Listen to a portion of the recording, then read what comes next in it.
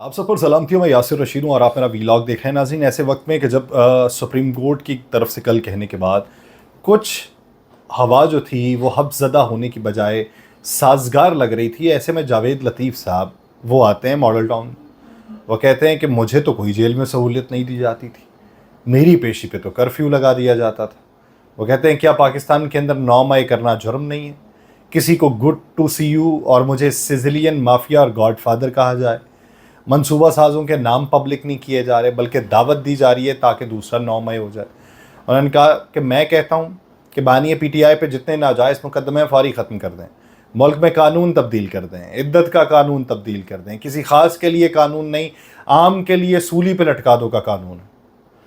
अब जब हर तरफ से माहौल बन रहा था तो वो आके बीच में कहते हैं कि 190 मिलियन पाउंड कोई जुर्म नहीं है, मगर मोबाइल छीनना बहुत बड़ा जुर्म है। मैंने लाहौर हाई कोर्ट के चीफ जस्टिस के सामने फरियाद की तो मुझे कहा गया तुम इदारों के खिलाफ एजेंसीज के मुतालिक बात करते हो। मुझे कहा गया तुम्हें तो संसार कर देना चाहिए था। वो कहते हैं मुझे कहा गया कि तुम पाबंदियां बर्दाश्त नहीं कर सकते तो पाकिस्तान छोड़ दो। क्या मैं पाकिस्तानी नहीं था? मुझे तो मई जून के महीने में जेल में ड्रम के अंदर रखा जाता था। अब वो एक ऐसे मौके के आप आके उन्होंने गुफ्तगू की है और ड्रम के अंदर वाली बात की तो मुझे एक वाक़या याद आया कि एक जवान, उसके पास कोई तफरी का मौका नहीं था, बहुत अरसा हो चुका था, तो वो कोई बात भी नहीं करने को तैयार था कोई उससे, और वो सामने बैठ के एक दूसरे से बातें करता था। तो उसे मालूम नहीं पड़ता था कि मैं इसके साथ मज़ीद बात क्या करूं। तो वो अपने ऑफिसर के पास जाता है, वो कहता है कि सर जी मेरे पास तो कोई ऑप्शन नहीं है, मैं क्या करूं सर जी, मैं मर जाऊंगा सर, मेरा कथारसिस नहीं होता। तो उन्होंने कहा जी कि रात को उस ड्रम के पास जाके उसको बजाना तो उसके अंदर से आवाज़ आएगी। तो ये एक मराकबा है, वहाँ पे बैठ के उससे बातें करना, तुम्हारा दिल हल्का हो जाए। वो जाता है, वो जाके उसे नॉक करता है, अंदर से आवाज़ आती है, वो उसके साथ बातें करता है, बातें तवालत इख्तियार कर जाती हैं, घंटों उधर बैठा रहता है। यही उसका मशगला 1 हफ़्ते तक जारी रहता है। तो 1 हफ़्ते के बाद वो आता है अपने ऑफिसर के पास, कहता है सर जी मेरा दिल हल्का हो गया, मुझे सुकून आ चुका है। तो कहता है कि सर आप हुक्म करें, आपके लिए क्या कर सकता हूँ। तो आगे से वो सर कहते हैं कि अगले 1 हफ़्ते तुम्हारी ड्रम में ड्यूटी। तो मुझे लगता है कि ये वो वाले ड्रम वाली बात हो रही है कि मई जून के महीनों में ड्रम में रख के आजमाइश का शिकार किया जाता था कि आप ड्रम के अंदर रहें और बर्दाश्त करें कि गर्मी कितनी बर्दाश्त हो सकती है।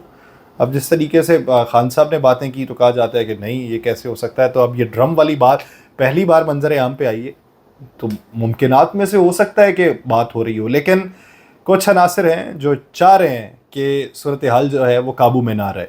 दूसरी तरफ शेर अफजल खान मरवत साहब एक लंबे सकूत के बाद वो अपने लब को खोलते हैं और कहते हैं कि मैंने कहा हुआ है कि बानी PTI कहेंगे तो एहतजाज करूँगा, अगर यही समझा जाता है तो मैं साइड लाइन ही ठीक हूँ तो साइड लाइन ही रहूँगा। और उनका जो रवैया मेरी जमात ने मेरे साथ रखा मैं उसका हकदार नहीं था। मैंने कहा कि आप कहें तो मैं इस्तीफ़ा दे देता हूँ, मेरी बेतौकीरी की गई। उन्होंने कहा अभी तक मेरी बानी पाकिस्तान तहरीक इंसाफ से मुलाकात नहीं हुई, मैं उनसे नाराज़ नहीं हूँ, लेकिन उनकी तरफ से फैसलों का ऐलान जिस अंदाज में किया गया मुझे उससे दुख हुआ है और मुझे सुने बगैर क्यों ऐसे फैसले हुए।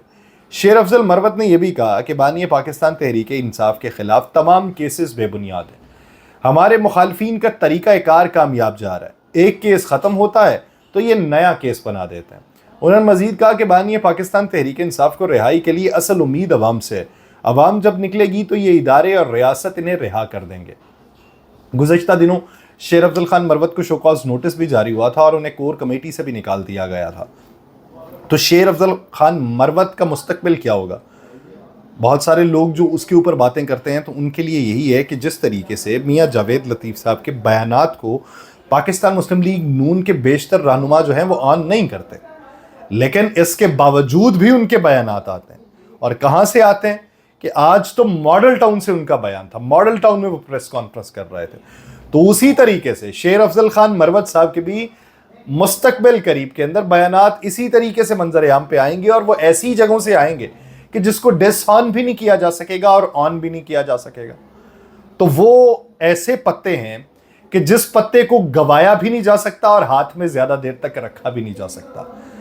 ये पत्ता जो है ये किसी से छुपाया भी नहीं जा सकता, ये आया होकर रहेगा। आपके हाथ में अगर ये पत्ता होगा तो सबको मालूम भी होगा कि आपके हाथ में हुक्म का इक्का है, या आपके पास बादशाह है, या आपके पास रानी है। ये आया होके रहता है और ये पार्टी को क्या नुकसान पहुंचाएगा? तो मेरी जाती राय के मुताबिक पार्टी को उससे नुकसान नहीं पहुंचेगा। पार्टी को बहुत सारे ऐसे लोग भी चाहिए होते हैं जो पार्टी को मजबूत कर सकें या पार्टी के अंदर एक स्पार्क पैदा कर सकें, और शेर Afzal Khan Marwat one of them. बहुत सारे लोग कहते हैं ज़्यादा बोलते हैं, बोलने की सेंस नहीं है उन्हें, अल्फाज का चुनाव बेहतर नहीं होता। तो मेरी नज़र में ये उन लोगों से 1000 दर्जे बेहतर हैं जो पाकिस्तान तहरीक इंसाफ में माजी में हुआ करते थे, और जिस तरीके से उनकी ज़बान हुआ करती थी। आजकल वो बड़ी शुस्ता उर्दू बोल रहे हैं और उनका लहजा मुख्तलिफ है, लेकिन उनसे तो 1000 दर्जे बेहतर है कि किसी दूसरे को अगर बात करनी है तो वो किस तरीके से करनी। एक उनका रिवायती अंदाज है जो उनका इलाकाई भी है, आप उससे सरफे नज़र नहीं कर सकते, उससे आंखें नहीं चुरा सकते, क्योंकि वो एक खमीर के अंदर लहजा मौजूद है और वो उसी तरीके से ही बोलेंगे। आप उनसे ये एक्सपेक्टेशन नहीं रख सकते कि वो तब्दील होगा। हाँ, इलाकों का भी फ़र्क पड़ता है, जब इलाके तब्दील होते हैं तब लहजे भी तब्दील हो जाते हैं।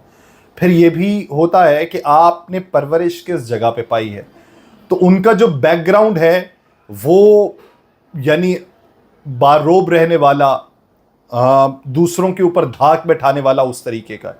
फिर एक बैकग्राउंड बैरिस्टर गौहर वाला भी है, वो अगर होंगे तो वो बहुत मीठे हो जाएंगे, वो तल्ख हो ही नहीं सकते।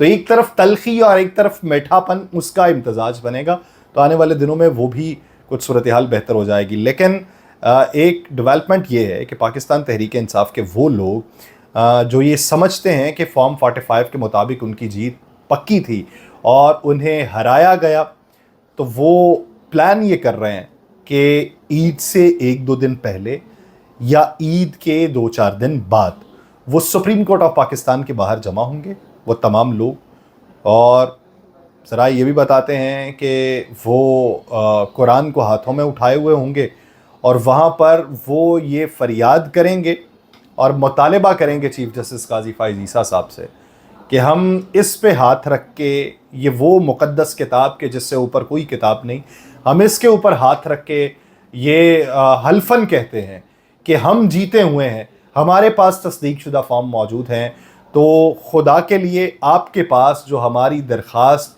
लगी हुई है आप उसके ऊपर सू मोटो लें और उसके ऊपर समात करें।